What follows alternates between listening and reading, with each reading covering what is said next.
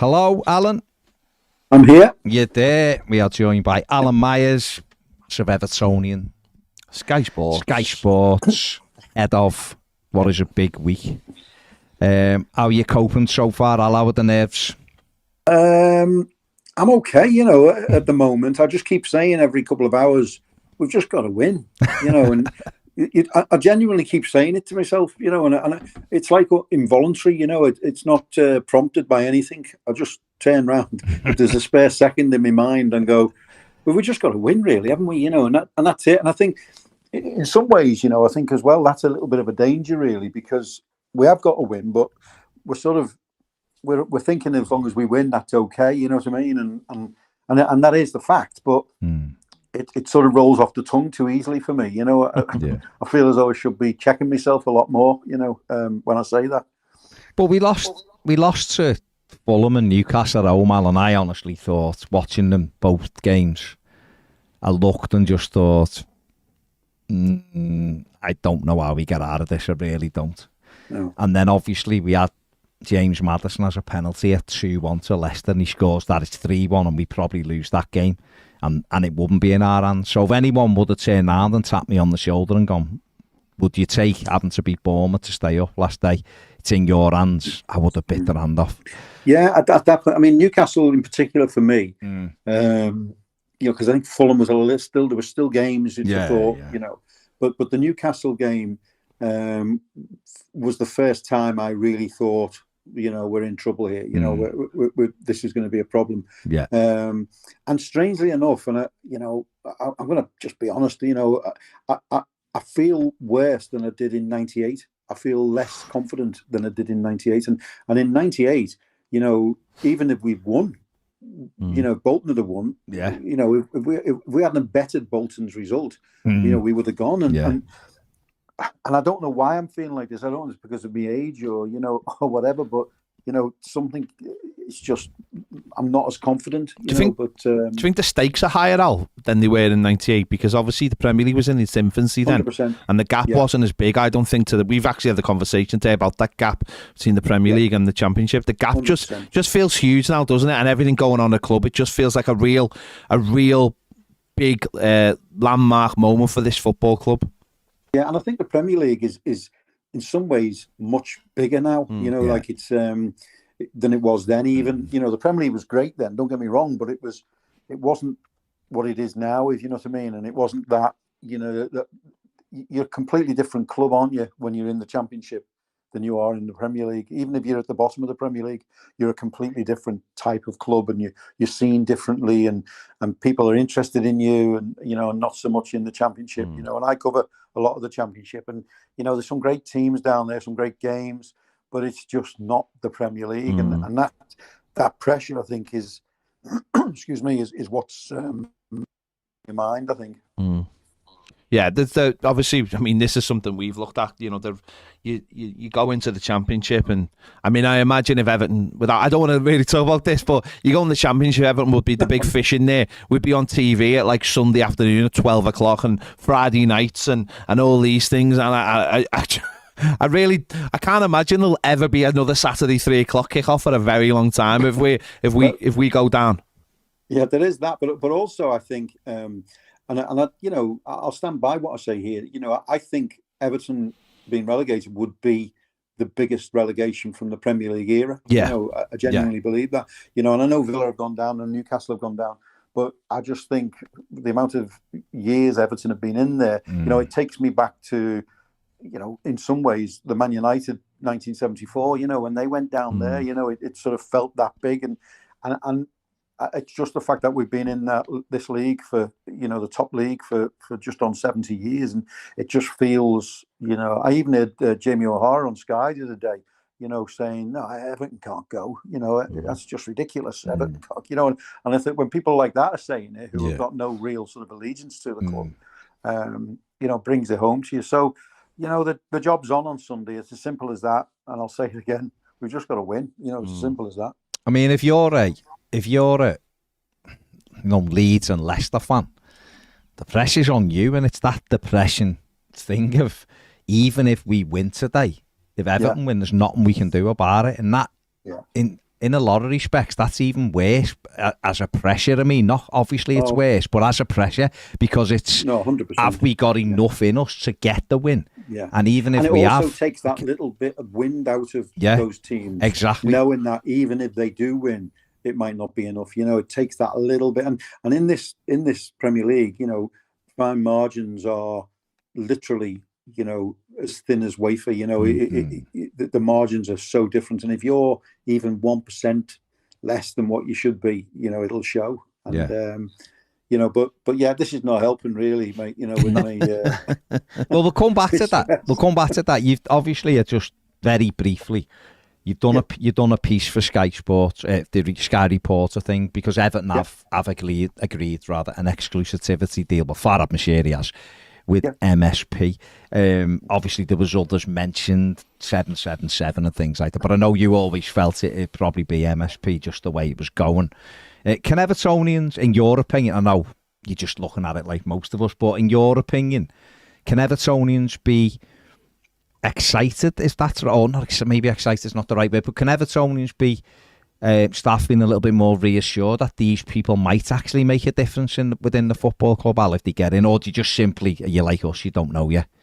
Well, first of all, you have to, it needs a big red sign saying caution, before you give any predictions to no, I just mean as a, yeah, because you never know, do you? We all were absolutely delighted when Farhad Moshiri came in. We thought it was a new dawn, and and it hasn't turned out like that. But and this is my own personal view, of course, I feel extremely confident about, and for me, I've always hoped that MSP will come in, right? Because they seem like a really serious, commercially savvy group of people who are serious about sport and about not so much the day-to-day running, of it, but more the vision and the direction that the club is going in, and I think and this would be probably, certainly in football, their biggest venture, and would be the most exciting from them, I think. So I think they would really put themselves right into it, so, and listen, as I say, the caution is I don't know. None of us really know. No. But I'm excited. I'll tell you that. From what I've heard and seen, it excites me. Because I think this is an initial thing, and I think my personal view would be it would grow at some point, and become bigger. So, who knows? Yeah. But you just have to go on a hunch at the moment, because that's the way. That's all you've got to go on, really. And I feel like this is the right way to go. I mean, this is something we have spoke a lot on the channel about.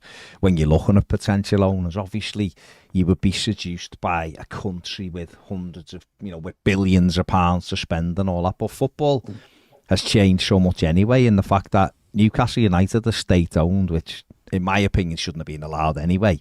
Just not necessarily just Newcastle, but I don't think a country should own a football club. But that's a different thing. But even if you had all of that war chest of 100 billion, you can't spend it with the rules. So it doesn't necessarily mean that you have to have that. But what me and Ped have spoke about many times is having a savvy group who know how to use data and know how to get the best out of what they've got, because we have got an incredible fan base that is waiting to pop. But one thing I would say, Al, and I've been championing for you to go back to Everton. I'm not going to put you on the spot. I'm just saying, but we need someone who's gonna be able to try to drag everybody back together, don't we? Because there is a big split in our fan base. It's not necessarily like polar opposites, but there's just fractures, and we just need someone who can try to bring that back together a little bit with communication and with everything else, because I think people do want it.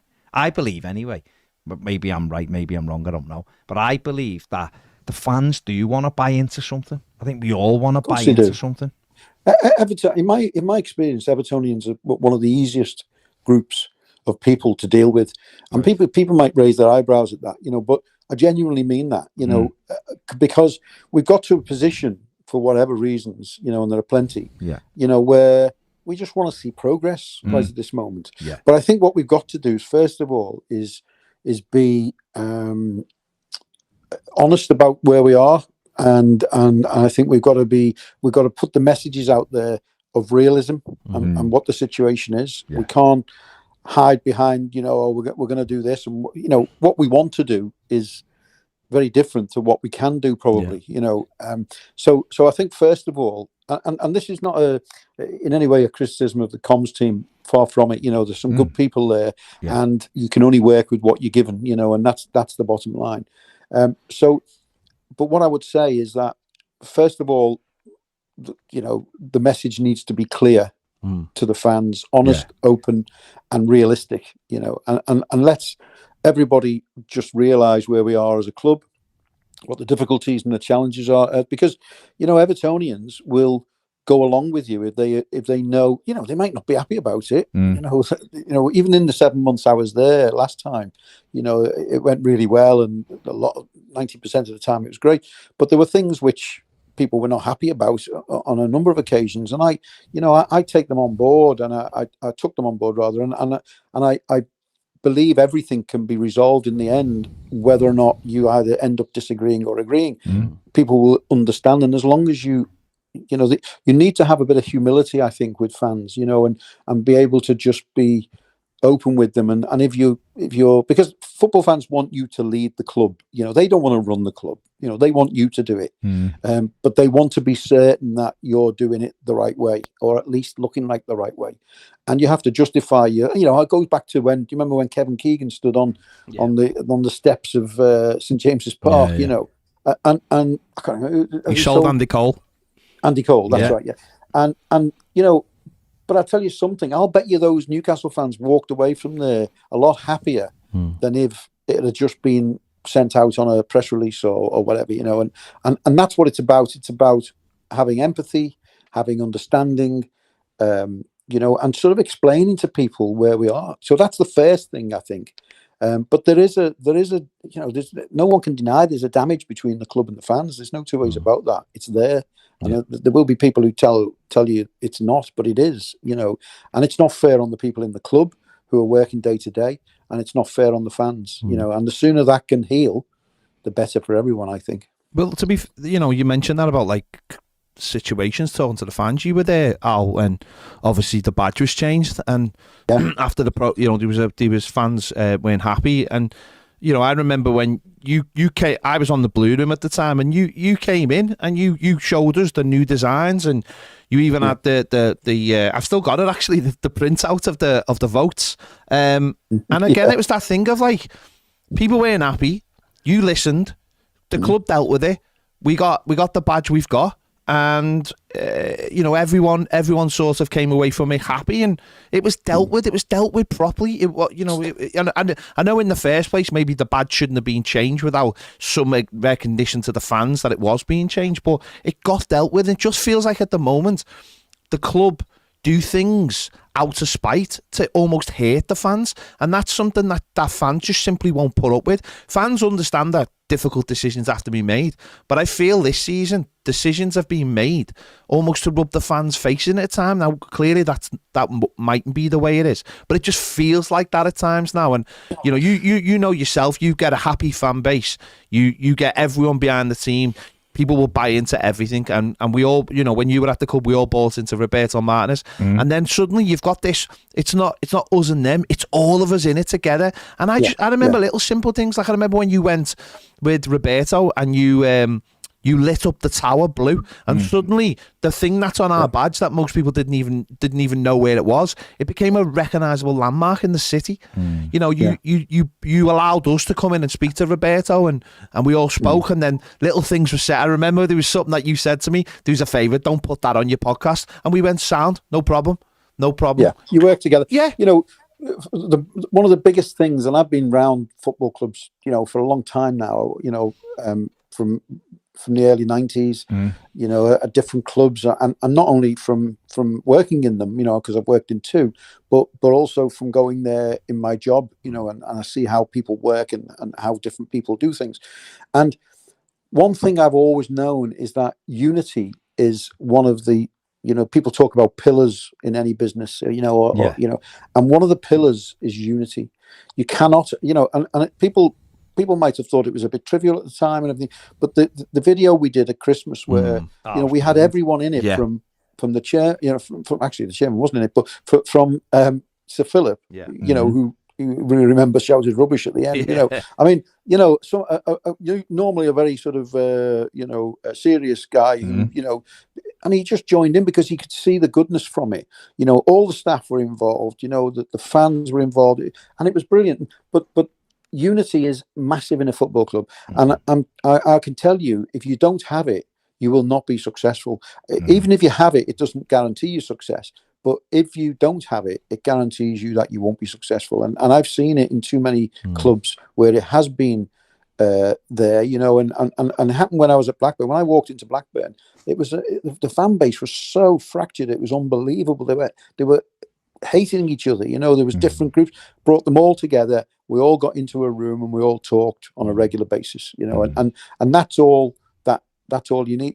It's got and it's unity within the club as well. I always go back to the same thing where the story about JFK. When he went to NASA, and he went on a visit when he was president, and he went on a visit and he was walking down a corridor and he met a janitor, as they call him over there. Yeah. And he said to the guy, "What do you do here?" And he said, "I'm helping to put a man on the moon." And that was that mentality in NASA where everybody, no matter what you do, everyone in a football club is helping the team to win trophies, and that's it. And it sounds simplistic. It sounds, a little bit cheesy, but I'll tell you what, it's actually true. It's there, and that's what we need to get. And I don't think I think the people in the club want that as well, strangely enough.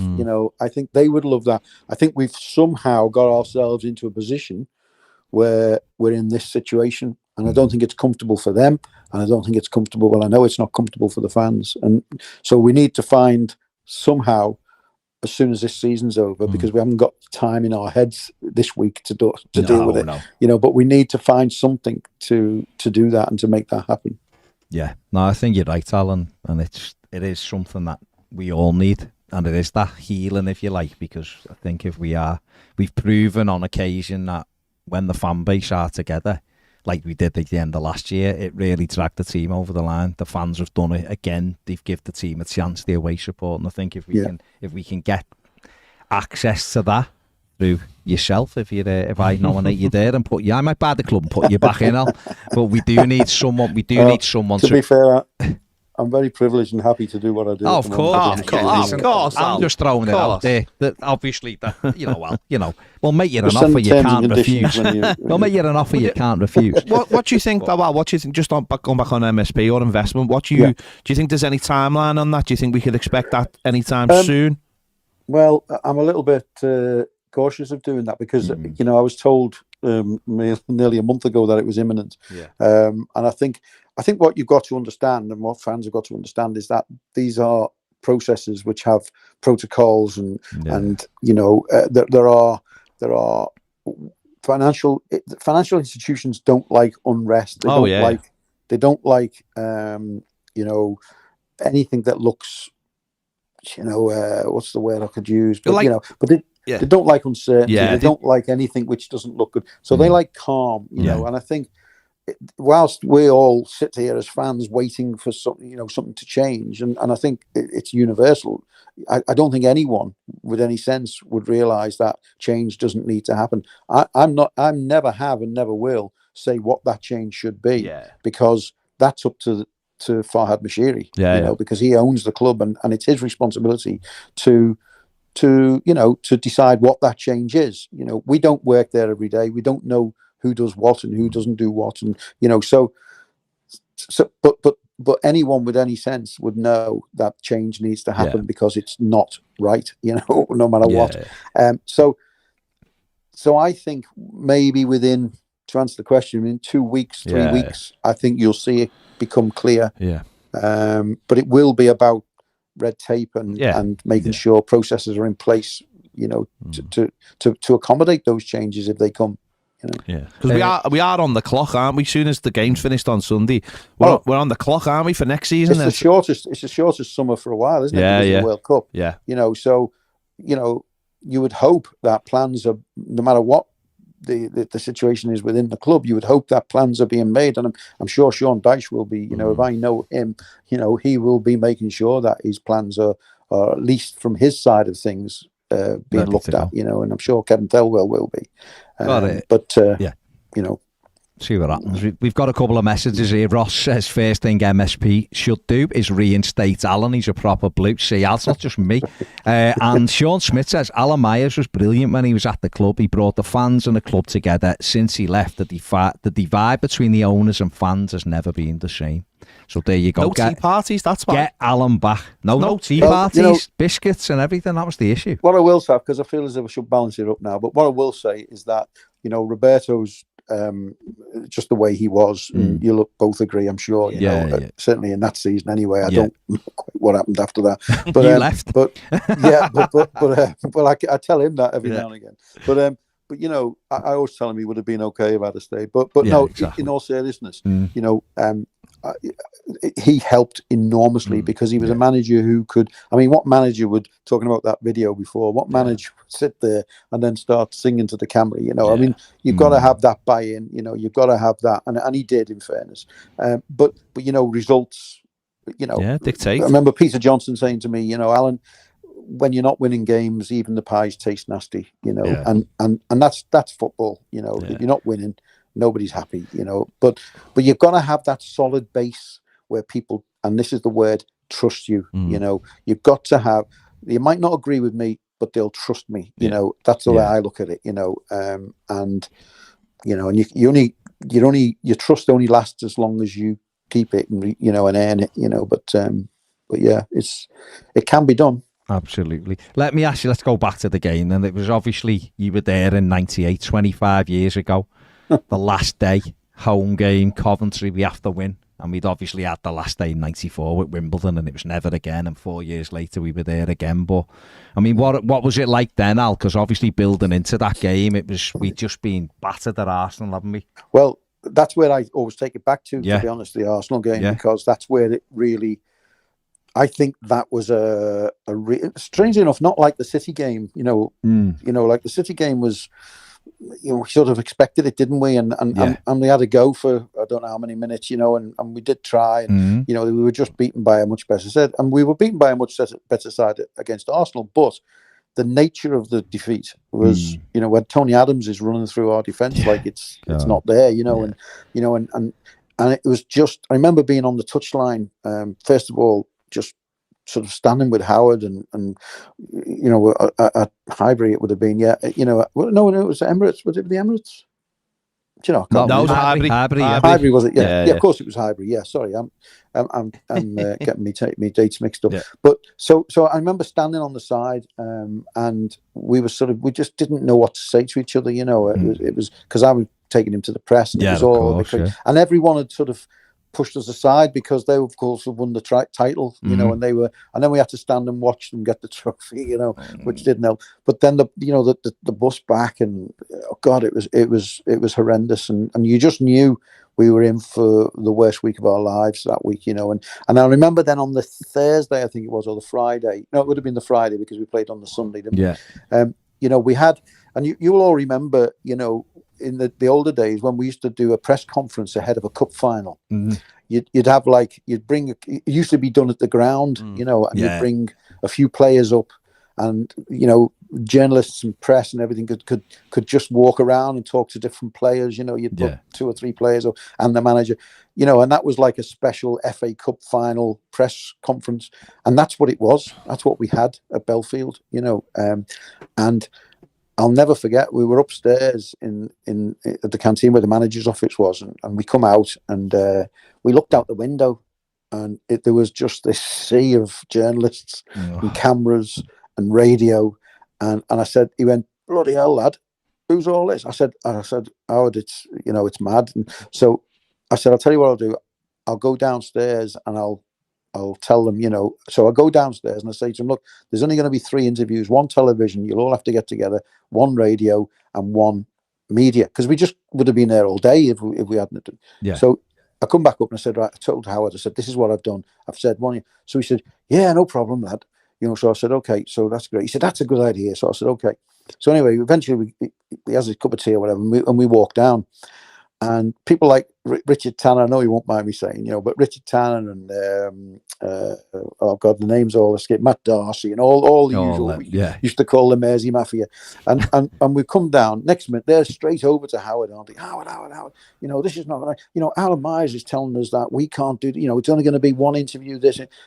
And Howard looked at me and said, "What are you saying that to them for, lad? Let them get on with do their own one-to-ones." And I'm like, oh my God, but you know what? It was a masterstroke by him, because all of a sudden he was their hero, because he dealt with the big bad press officer, that, and I didn't mind taking the hit for him, because, and all of a sudden they were kind to him, you know what I mean? He was a genius like that, Howard, and he knew what he was doing, and all of a sudden they were his friend because he'd said, yeah, we'll have a sit down together. So that sort of anger, and that sort of aggression that was probably going to come wasn't there, and he was brilliant. But the day itself, I mean, I honestly feel as if it went past me with a numbness. I wasn't in the room. Do you know what I mean? I was totally, and half of the game I ended up outside with Brian LeBone walking up and down Goodison Road, and it was just because down the tunnel, there was a delay. We were watching it on the telly down the tunnel because I couldn't go, and there was a delay, of course. So you'd hear a cheer outside before you'd see it on the telly, and it was just I genuinely never wanted to go through anything like that again. I mean, and here we are. And here we go. That's funny because I remember big moments of the Wimbledon game, but I don't remember anything about the Coventry game. I don't remember anything other than what I've seen on TV, but I remember moments from the Wimbledon game. So I mean, it was I mean, one of the most poignant moments was after the game, and I know Donaldson spoke about it, and when we went looking for Howard and we couldn't find him after the game, it was bedlam, as you can imagine, and we just heard this movement in this little kit room behind the manager's room. Baz will know it. And we heard some movement. So we went in there, and there he was. This is Everton's most successful manager of all time, and he was sat down on the floor crying, and it was the most. I get upset now even thinking about it. You know what I mean? Because it was horrible to see. This was our leader. You know what I mean? And I felt so sorry for him, because I know it wasn't a great season. I know he'd made mistakes and things like that. But I tell you what, there was no shortage of desire to be successful, and it was a horrible moment that, and then me and Don sort of just, and he sort of, as you would expect him to, he just got up as if nothing was happening, and, oh no, I'm all right, lads, and you just knew he wasn't, and then we went in and sung songs with Dave Watson's Good Old Dad, in the pub singer style. It's mad, isn't it? Here we go again. But hopefully the same outcome, as in not we draw and we scrape it, but the outcome is we just get what up. we need is a start like Brighton. Just said that before. Let's get 3-0 up and just play the game out. That would be lovely. That's it. It is quite scary, really. But it was, it was a. I mean, I remember just after that, then, because I'll be honest with you, I don't drink, as probably you know, and I just lost control after that, because honestly, the pressure and the tension, because people don't realize, you're going to lose your job, probably, and things like that, as you'll know because you were there, absolutely. But in the few days after that, I couldn't get out of bed. I was that drunk, or not drunk, but I got that drunk. And I was at home by 8:30, 8:45 that night. And so I'd not really drunk a lot. I just got.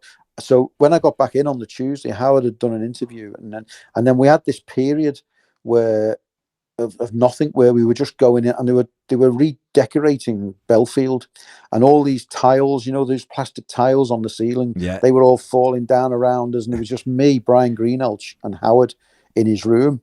And I'll tell you a little funny story. Was So every day we're going in and nothing's happening. We're just waiting for the news to come that he's lost his job. We all knew, and it was a horrible time. And it was I thought it was disrespectful to Howard, because, for what he'd done at the club, he deserved better than that, even if better than that was to be told straight away, And anyway, so I went into the room and I used to go to the Sayers because we had no food because the season had gone. There was no Mary or anything like that.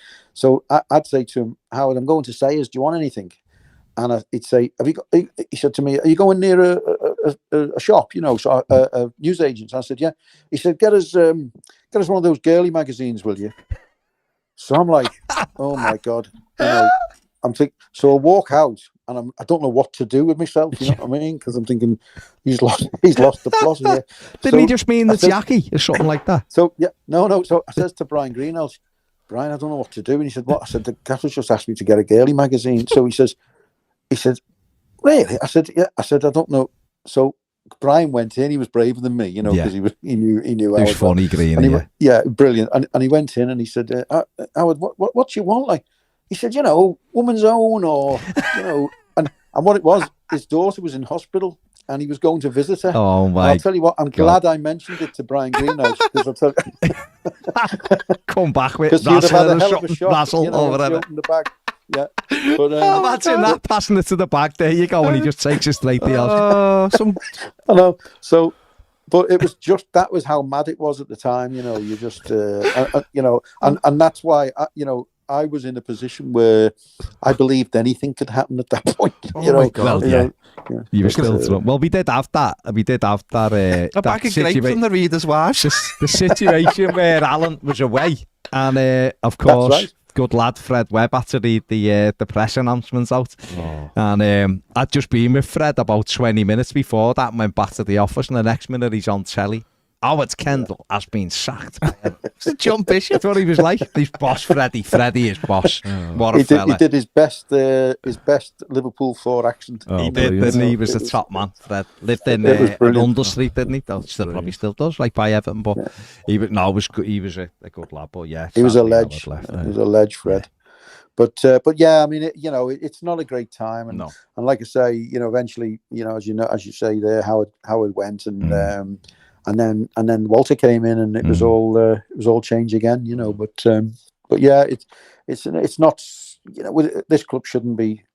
This club's better than this, It really is, and I think everyone would agree with that. No matter whether they're at the club, in charge, whatever. This club is better than that, and it should be. And that's not being, big-headed and over big-headed. It just is. When you look at the people involved and what we've done and the way we are as people, it deserves better. Yeah, absolutely, superb. Right, Al, I'm going to let you go, but it's been absolutely tremendous. And we'll have to defo after have you on again because it's brilliant. But listen, I'll obviously speak to you over the next few days anyway. But when I've lost some weight, I'll come in the studio. Top man, top matey, come in. We'll get bevied, me and you. One bottle of beer each, Al. That'll be it. A pair of us will be on the floor. Making me look better, making me look worse than I'm honest. No, shut up, mate. Shut up. Right, Al, take care of yourself, mate. Cheers, Alan, mate. Let's get Alan back to Everton. Take care, mate. See you soon. Ta-ra, Al.